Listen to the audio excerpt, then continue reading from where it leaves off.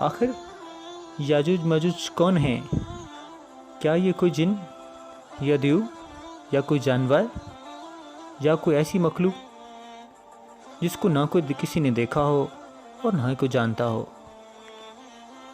یا پھر ہم جیسے انسانی ہیں جیسا کہ اسلامی تعلیمات میں بتایا گیا ہے؟ اصلی سوال یہ نہیں کہ وہ کیا ہیں، اصلی سوال یہ ہے کہ یہ کون ہیں اور کہاں ہیں۔ اسلام میں یاجوج ماجوج کا ذکر قرآن حدیث دونوں میں کیا گیا ہے، اور اس فتنے کو قرب قیامت کی 10 بڑی نشانیوں میں ایک بتایا جاتا ہے، جن میں دجال اور حضرت عیسیٰ کی واپسی کا بھی ذکر کیا گیا ہے۔ اس کے علاوہ اس فتنے کا ذکر تورات میں بھی موجود ہے، لیکن سب سے زیادہ اہمیت فی الوقت یہ جاننے کی ہے کہ اس فتنے کے بارے میں ایک پیشگوئی قرآن میں بھی ہے جو کہ پوری ہو چکی ہے، جس پہ بہت کم ہی لوگوں کی توجہ ہے۔ اور سوال یہ بھی اٹھتا ہے کہ یاجوج ماجوج اور ذوالقرنین کا تذکرہ کیسے ہوا؟ تو دوستو، حضور محمد صلی اللہ علیہ وآلہ وسلم کے دور میں عرب اپنے کچھ یہودی عالم کے پاس گئے اور ان سے مشورہ کیا کہ حضور صلی اللہ علیہ وآلہ وسلم سے ایسا کیا پوچھا جائے کہ ان کے نبی ہونے کی حقیقت واضح ہو جائے، کیونکہ عرب یہ جانتے تھے یہودی ایک ایسی قوم ہے جن کی کثیر تعداد ہے اور انبیاء کا نزول ہو چکا ہے، اور ان کے عقائد مسلمانوں کے عقائد سے مشابہت رکھتے ہیں، لہذا کیوں نہ ہو سکے یہودیوں سے مشورہ کر لیا جائے۔ تو لہذا یہ طے پایا گیا کہ آئیے ہم یہودیوں سے مشورہ کرتے ہیں۔ جب یہودیوں سے مشورہ ہوا تو انہوں نے ان کو 3 سوال بتائے جو نبی کریم مصطفیٰ صلی اللہ علیہ وسلم کو کرنے کو کہا۔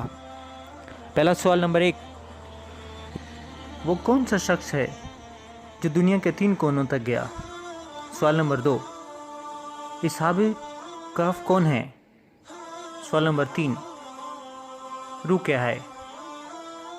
تو آئیے ہم سوال نمبر 1 کو جان لیتے ہیں، وہ کون سا شخص ہے جو دنیا کے 3 کونوں تک گیا؟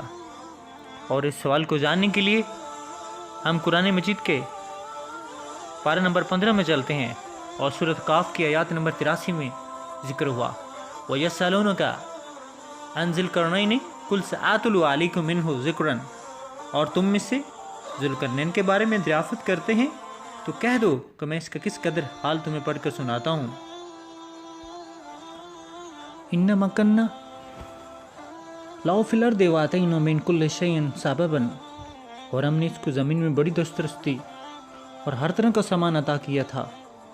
وَاتَّبَعَ سَبَابًا، اور تو اس نے سفر کیا، ایک سامان کیا، حَتَّى إِذَا بَلَغَ مَغْرِبَ الشَّمْسِ وَجَدَهَا تَغْرِبُ فِي عَيْنٍ حَامِئَةٍ وَوَجَدَ عِندَهَا قَوْمًا قُلْنَا يَا ذُا الْقَرْنَيْنِ إِمَّا أَن تُعَذِّبَ وَإِمَّا أَن تَتَّخِذَ فِيهِمْ حُسْنًا، تو اس نے سفر کیا، ایک سامان کیا، یہاں تک کہ جب سورج کو غروب ہونے کی جگہ پہنچا تو اسے پایا کہ کیچڑ کی ندی میں ڈوب رہا ہے، اور ایسی ندی کے پاس ایک قوم دیکھی، اور ہم نے کہا ذوالقرنین تم ان کو خواہ تکلیف دو خواہ ان کے میں بلائی اختیار کرو، دونوں باتوں میں تم کو قدرت ہے۔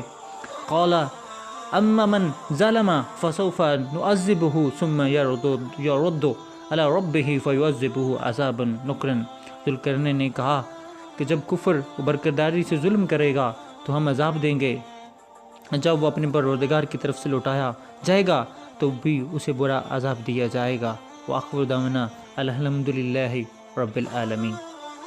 دوستو، آج کی اس ویڈیو میں میں نے حضرت ذوالقرنین علیہ السلام کے بارے میں ذکر کیا ہے۔ آپ لوگ شاید اس کو قرآن مجید میں ذکر کیا ہوگا، انشاءاللہ تعالی ہم اس کو اسی قصے کو آگے تک لے کے چلیں گے۔ آج کا ہم یہیں تک کوشش کریں گے۔ آپ کو یہ ویڈیو کو ضرور پسند آئی ہوگی، کوشش کیجیے گا اس کو لائک کیجیے گا، شیئر کیجیے گا اور دوستوں تک پہنچائیے گا۔ انشاءاللہ نیکسٹ ویڈیو کے پاس یہ نظر حسین آپ کا میزبان پھر حاضر ہو گیا۔ اب تک کی اجازت دیجیے، اپنا خیال رکھیے گا، دعاؤں میں یاد رکھیے گا۔ السلام علیکم۔